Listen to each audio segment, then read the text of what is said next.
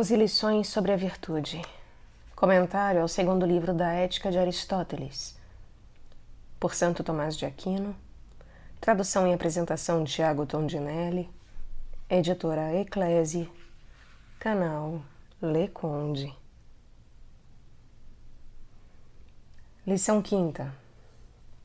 As paixões, as potências e os hábitos. Definição aristotélica de virtude. A diferença entre paixões, potências e hábitos, a diferença entre virtudes e vícios. Após o filósofo ter estudado a causa da virtude, ele começa propriamente a defini-la.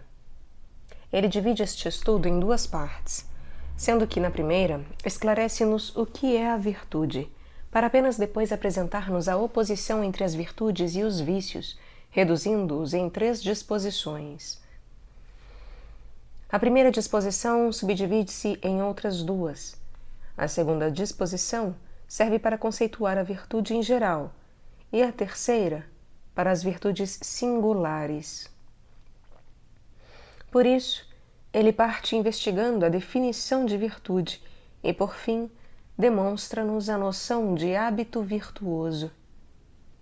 Sobre esta definição de virtude, Aristóteles novamente cria mais 2 estudos. Primeiro, investiga o gênero da virtude. Segundo, a sua diferença. O gênero da virtude resolve-se por meio da via da divisão em 3 proposições: o estabelecimento da divisão, a exposição de seus membros e a argumentação final sobre a divisão proposta. Aristóteles começa investigando minuciosamente o que é a virtude.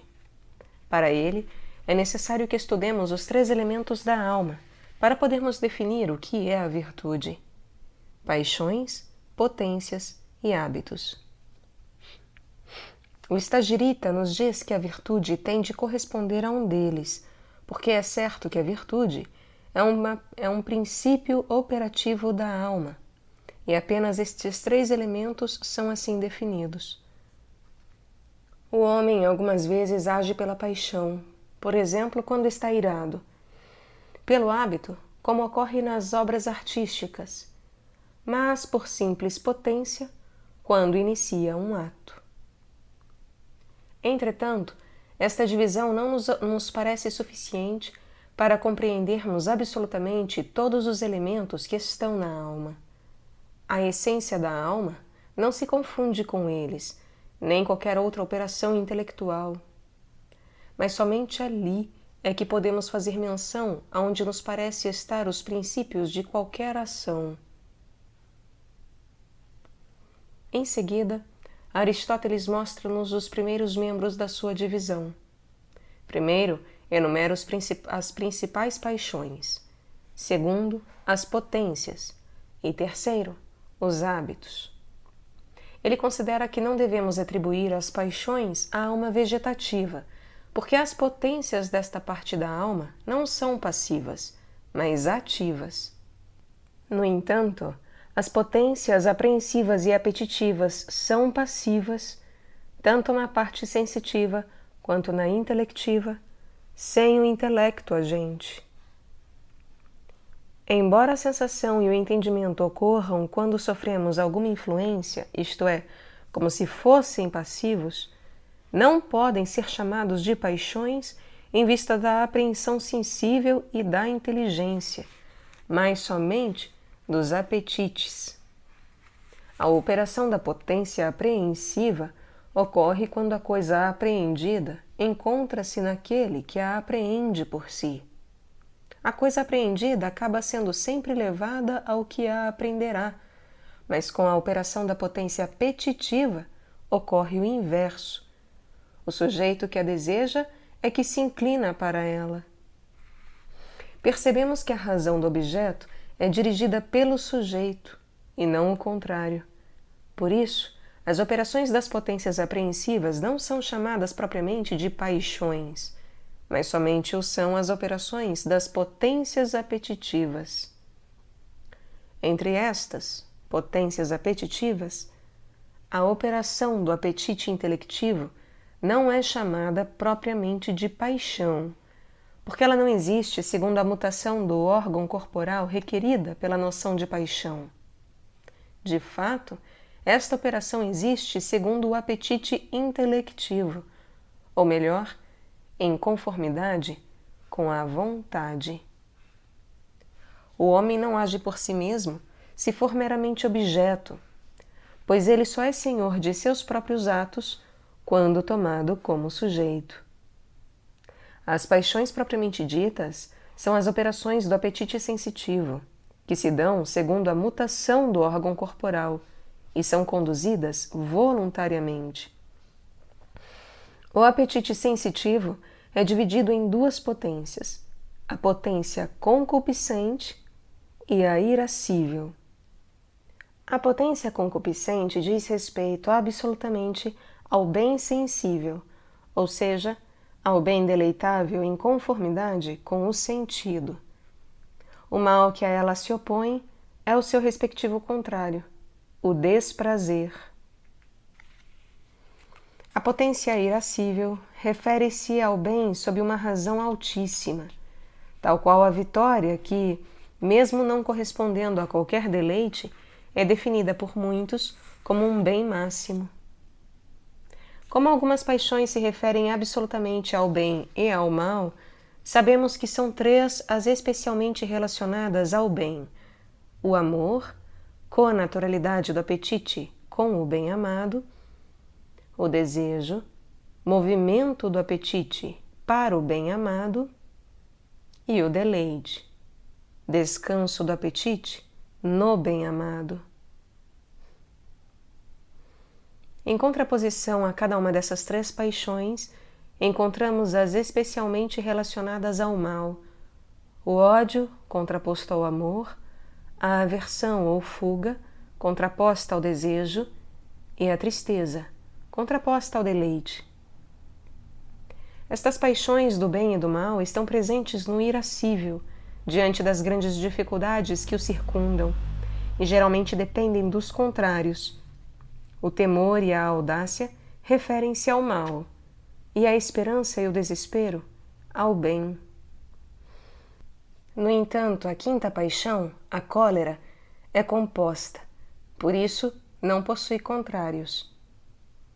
Logo, Aristóteles enumera as paixões: a concupiscência, denominada de desejo; a ira, o temor, a audácia, a inveja, contida na tristeza; a alegria, não contida no deleite do corpo, mas na apreensão interior; a amizade, o ódio e o desejo. O desejo difere da concupiscência, pois esta, a concupiscência, existe pelo deleite corporal, e aquele, o desejo, por qualquer outro elemento deleitável. Mas o zelo e a misericórdia, espécies de tristezas, somam-se a estas paixões. A misericórdia é a tristeza direcionada para os males de outras pessoas, isto é, de estranhos.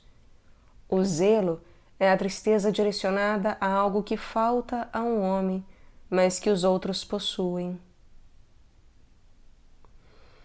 Aristóteles ainda afirma que o deleite e a tristeza geralmente ocorrem após todas as paixões acima comentadas, porque estas se relacionam com o movimento, transitando entre o bem e o mal.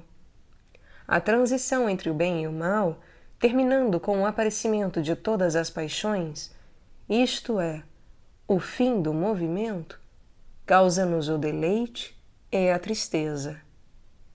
Em seguida, ele nos define as potências, mas procede tomando-as segundo seu aspecto moral, isto é, conforme a diferença das paixões, e não em sentido geral. Ele diz que as potências correspondem àquelas que acima denominamos de paixões passivas, isto é, as potências das paixões responsáveis pelo sofrimento. Por exemplo, a potência irascível só existe para os que podem ser irascíveis, e a potência concupiscente só está naqueles que são capazes de se entristecer e ter misericórdia. Após estes esclarecimentos, passa a definir a noção de hábito. Para isso, ele não utiliza de um conceito geral, mas prefere o conceito moral de hábito, partindo da diferença constatada entre as paixões. Só compreendemos o hábito quando analisamos as nossas paixões direcionadas para o bem ou para o mal. Sendo assim, o hábito é definido como a disposição determinante de uma potência, comparando-a com alguma coisa. Por esta definição, quando a determinação do hábito estiver em conformidade com a natureza da coisa, então ele será um hábito bem disposto, pois estará a direcionar-se para o bem. Por outro lado, o mau hábito está presente em quem faz o caminho inverso, afasta-se da natureza da coisa e procede para as más ações. Aristóteles, então, nos dá um exemplo para ilustrar suas explicações. Possuímos um mau hábito quando, agindo com veemência ou leniência, somos levados pela ira e pelo mal, ou executando más ações, ou fugindo delas, evitando o enfrentamento. Logo, no mau hábito impera a abundância ou a falta de caráter, enquanto que no bom hábito notamos o justo meio, o evitar tanto do excesso quanto da falta. Aristóteles começa a argumentar sobre a divisão acima comentada. Ele diz que as virtudes não são paixões nem potências, restando-lhes a definição de hábitos. Para provar que as virtudes não são paixões, ele propõe 4 razões. Passemos a estudar a primeira delas. É pelas virtudes que classificamos um homem como bom e pelos males como mau.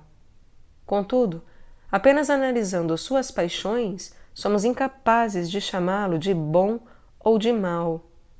Logo, as paixões não podem por si ser tomadas nem como virtudes, nem como vícios. A segunda razão provém do louvor e da censura. Os testemunhos da bondade e da maldade na vida dos homens. Aristóteles nos diz que o louvor ocorre por causa das virtudes, enquanto que a censura por causa dos males opostos a elas. Mas, se simplesmente considerarmos as paixões, não estaremos dispostos a louvar nem a censurar ninguém. Isso porque ninguém louva nem censura uma paixão que absolutamente tema ou odeie, mas somente pode louvar ou censurar o que é temido ou odiado por um motivo, e não totalmente. A análise deste aspecto é que nos torna capazes de louvar, quando em conformidade com a razão, ou de censurar, quando contrário a ela. Este mesmo raciocínio deve se estender às outras paixões da alma, sendo por isso que elas não são virtudes nem vícios.